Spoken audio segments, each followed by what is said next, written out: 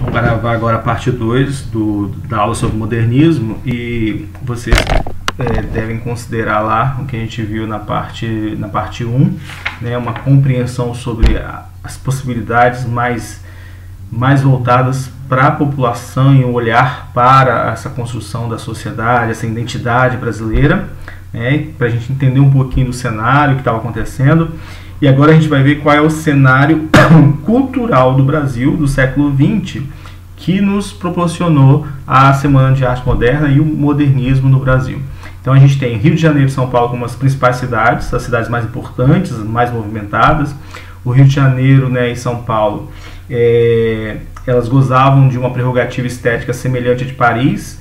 Então, esteticamente, né, tudo que eles faziam, todas as construções, a arquitetura, os investimentos de urbanismo seguiam um modelo bem europeu que era próprio da Belle Époque, né? Por exemplo, essa imagem que vocês estão vendo aí, essas luminárias, né, bonitas, que permitiam até uma vida noturna, né, na cidade do Rio de Janeiro. Essa avenida, que é a Avenida Central, que hoje é conhecida como Avenida Rio Branco, para ela ser construída, ela teve que derrubar uma série de casas históricas que estavam ali, mas você percebe que a construção ela tem um modelo já neoclássico, né, já tem na arquitetura, você tem uma luminária cheia de retorcijos, muito ferro, vidro. Isso é muito próprio desse período da Belle Époque, que antecede inclusive as vanguardas lá na Europa. Isso é o Rio de Janeiro, mas aos poucos, né, quem financiava inclusive a possibilidade do governo fazer todo esse investimento na cidade do Rio de Janeiro era a cultura cafeeira, né? O dinheiro vinha da cafeicultura em São Paulo. Aos poucos o café foi subsidiando a industrialização do estado de São Paulo e gradativamente todo esse eixo de poder, né, esse poder financeiro, essa situação toda de capital do Brasil, ela se deslocou para São Paulo. Rio de Janeiro permanece como capital, mas esse sentimento, essa movimentação cultural, esse aspecto de capital que a gente tem assim na cabeça, ele foi transferido para São Paulo. São Paulo passa a ter, né, a movimentação, se torna uma metrópole com cara de capital. Então é lá que as coisas vão acontecer. Então esse cenário, o desenvolvimento da primeira fase do modernismo está ligado à atmosfera cosmopolita de São Paulo, de um pessoal que se relaciona muito com quem é de fora, de um estado que recebe tudo quanto é gente, de todos os lugares. Então isso começa a movimentar. É o cenário apropriado para se criar o modernismo no Brasil, tá? Então o cenário que a gente tem, né, o desenvolvimento cultural, a abertura que se dá é na cidade de São Paulo, e quem financia isso é a agricultura cafeeira, tá? É o café que movimenta financeiramente Rio e São Paulo, né, Minas, mas o café e São Paulo são os grandes motivadores, né, financeiros aí para a abertura do modernismo no Brasil. Os princípios de uma vanguarda como o futurismo só poderiam ser compreendidos num ambiente urbano e moderno, São Paulo no caso. Então São Paulo era o único lugar no Brasil que permitia se conversar, por exemplo, sobre uma vanguarda como o futurismo. E a princípio, vou contar aqui uma fofoca para vocês, a princípio não se falava de modernismo e não se falava de Semana de Arte Moderna, se falava em um movimento futurista no Brasil, né? E isso era rechaçado pela classe a elite, na verdade, de São Paulo, né? As pessoas mais estudadas, mais cultas. A palavra futurismo trazia para eles um tom ruim, né? E o Mário de Andrade, inclusive, brigou com o Oswald de Andrade. O Oswald era um cara sacana e o Mário um cara muito sério. O Mário era professor de literatura em São Paulo, ele dava aulas de literatura, e o Oswald de Andrade publicou que ele era futurista e que eles estavam trabalhando no movimento futurista.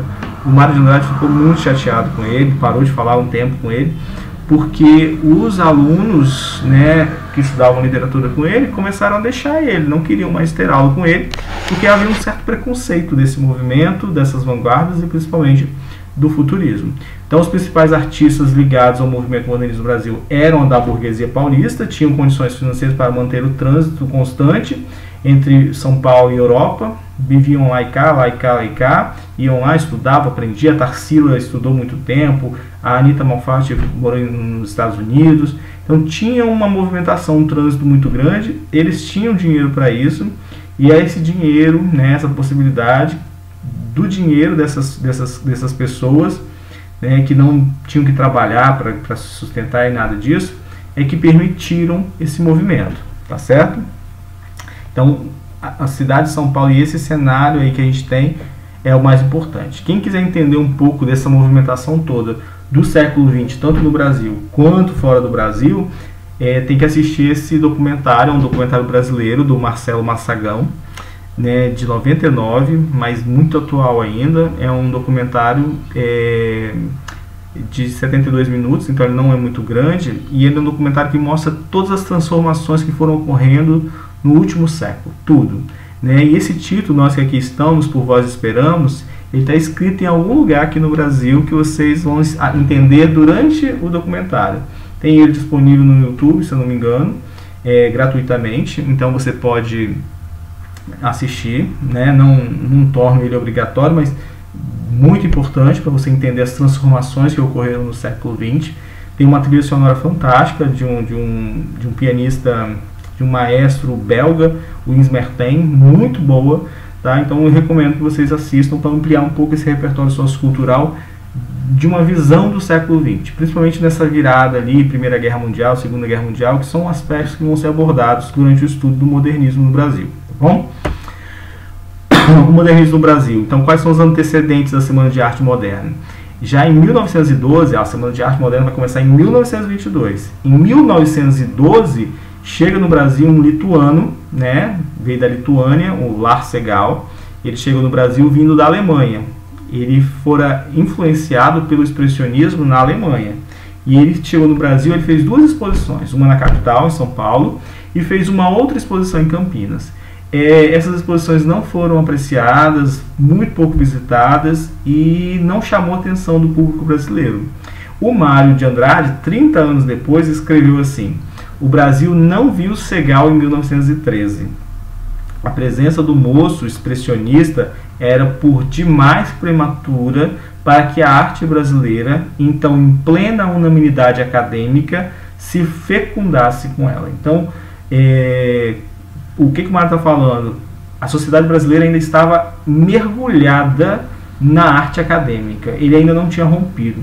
E eles estavam tão mergulhados que não foi para eles possível tirar a cabeça fora desse academicismo, olhar, entender que uma nova arte, que o modernismo já estava apontando, né, que a Semana de Arte Moderna e tudo aquilo que viria lá em 1902 já estava sendo sinalizado para eles com o Lars Segall em 1913 nessas duas exposições, tá? Depois a gente tem uma treta forte da Anita Malfatti.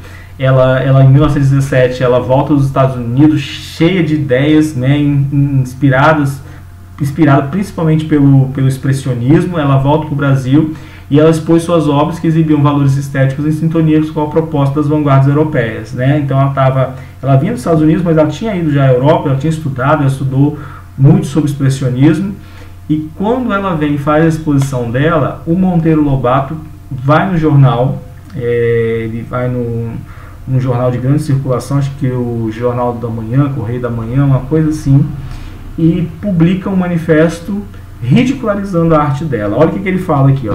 Há duas espécies de artista. Uma proposta dos que veem normalmente, veem, né, as coisas, e em consequência disso fazem arte pura, guardando os eternos ritmos da vida e adotando para a concretização de emoções estéticas os processos clássicos das grandes mestres.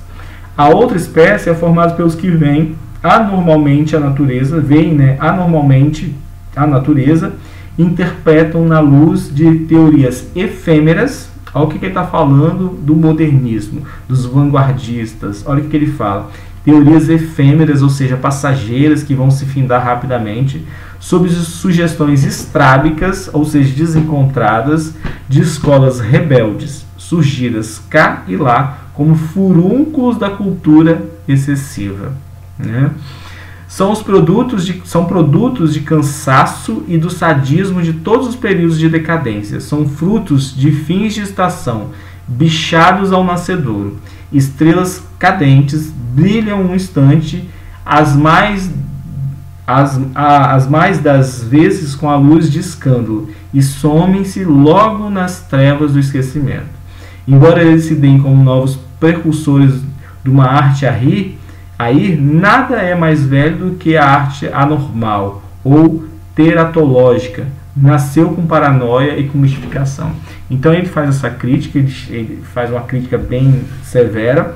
O Monteiro Lobato é um cara muito bem visto, né? Ele está ali dentro daquele movimento do pré-modernismo, e ele junto com Graça Aranha estão vivos nesse momento e são considerados duas referências.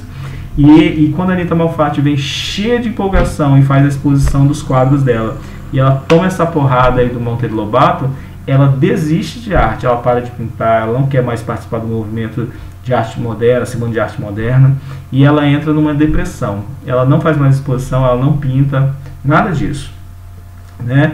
E isso é importante. Essa treta entre a Anita Malfatti e o Monteiro Lobato, ela é importante por quê? Porque o Mário de Andrade faz uma resposta. Ele vai no Jornal do Correio, né, e escreve um artigo que começa a revelar aquilo que seria os princípios que constituíram a base da arte modernista no Brasil. Uma rejeição ao artificialismo, rejeição à arte pela arte, que era a grande bandeira do parnasianismo, né? Os parnasianos tinham essa bandeira, a arte pela arte. Uma rejeição às regras limitadoras de criação e rejeição à imposição de um conceito de beleza convencional. Porque na arte acadêmica você tem que seguir as regras, você tem que se encaixar dentro daquele modelo, né? E isso limitava demais esses artistas. Então ele está dizendo, eles vêm e propõem uma mudança. Então esse manifesto essa manifestação do Mário de Andrade no jornal, defendendo a Anita Malfatti e atacando o Monteiro Lobato, abre espaço para uma discussão maior. Abre espaço agora para realmente criar essa semana e toda essa movimentação da Semana de Arte Moderna. E ele escreve, inclusive, um livro, em 1902, chamado Paulicéia Desvairada, né? É o primeiro livro do modernismo, ele é considerado o primeiro livro modernista. É um livro do Mário de Andrade, a primeira obra dele é uma coletânea de poemas com muitos deboches, perturbações e suspeitas de Mário de Andrade em relação a São Paulo. Ele cria suspeitas em relação a essa cidade, né? Se essa cidade realmente é ou não é moderna o suficiente, ou se ela está preparada ou não para tudo isso que eles estão propondo, né?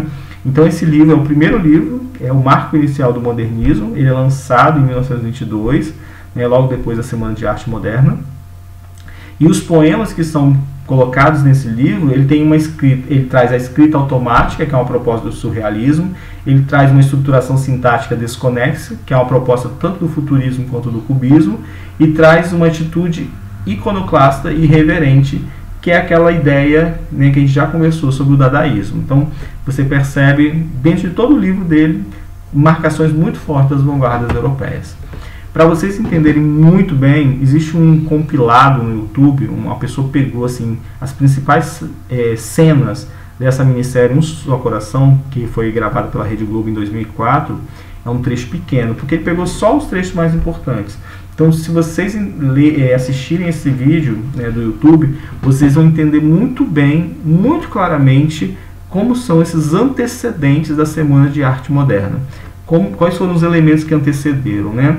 Tanto essa migração do Rio, né, dessa vida cultural e mais moderna, transferida do Rio de Janeiro para São Paulo, essas influências todas que aconteceram, essa chegada da Anita Malfatti, essa treta com Monteiro Lobato, essa resposta do Mário de Andrade, e tudo isso vai acontecendo até que acontece a Semana de Arte Moderna. Inclusive, vocês vão ver o que foi a Semana de Arte Moderna por meio desse vídeo que está disponível no YouTube. Tá? Eu recomendo que vocês assistam ele e só assistam a nossa próxima aula, que é a parte 3, que eu vou gravar para vocês, depois de terem assistido esse vídeo no YouTube. Tá? Porque fica muito mais fácil para vocês visualizarem todo esse cenário antes da gente ir para a parte 3.